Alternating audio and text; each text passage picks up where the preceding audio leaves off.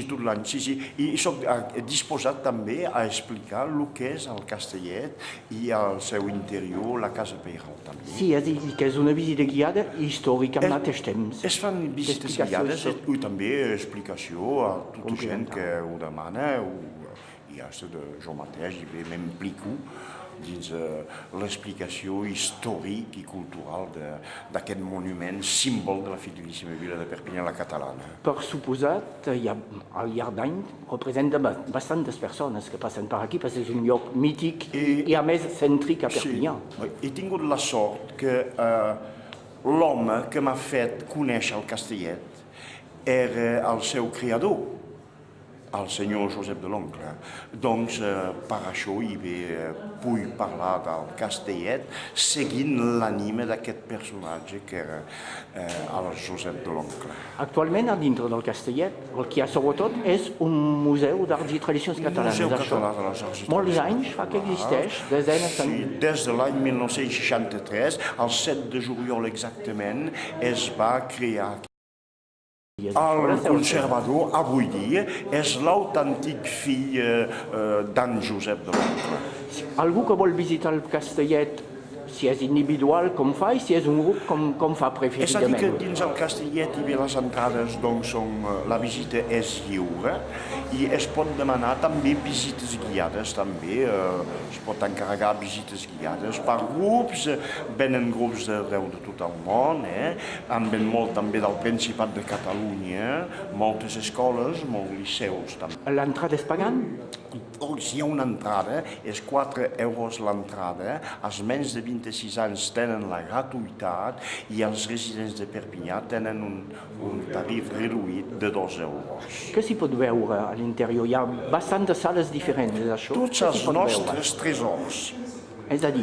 Primer de tot, a la sala d'acollida s'hi veu aquests gegants que han representat la història de la nostra fidelíssima vila de Perpinyà, perquè van regnar de 1276 a 1344.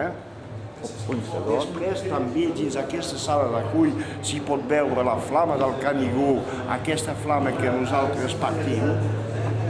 És això? La flama que nosaltres partim, justament, flama del Canigó, i com l'ha volgut el senyor Josep de l'Oncle, missatgera de pau i d'amor. Que es reparteix cada any per la festa de Sant Joan. Per la festa de Sant Joan. A tots els països catalans. Doncs hi ha molta fervor aquí. Doncs aquests dies aquí, la flama del Canigó. I amunt? I amunt, no? I doncs amunt s'hi pot veure això, hi ha la part de la religiós, hi ha les eines del treball, hi ha també moltes col·leccions, i hi ha l'autèntica cuina catalana també que havia aparegut en el Mas del Greix. Sí, s'ha de dir que són reconstitucions, amb eines d'època. Però tot és d'aquesta terra. És d'època, però posat en el context com una casa real o com l'interior d'un església. Jo dic a la mainada que tot això són els nostres tresors i que són a ells aquests tresors i que demà tindran de defensar perquè seran ells que demà seran encarregats de girar justament tot el que se troba dins de la nostra terra. Doncs per la gent que vindria en grup no és obligatori dir-ho abans al telèfon, és millor potser però no és obligatori. És millor perquè ara hi tenim normes de seguretat imposades, és a dir que cal pas més de 19 persones a cada planta del museu i només de 51 persones dins l'edifici. El telèfon pot ser on s'ha de trucar, el número de telèfon? El telèfon, doncs aquí de la Casa Pairal és el 04 68 35 42 05. Per eventualment dir-ho abans de venir. Una visita guiada i que sàpiguin que al Castellet es poden fer visites guiades. On és situat el Castellet? És fàcil de trobar, no?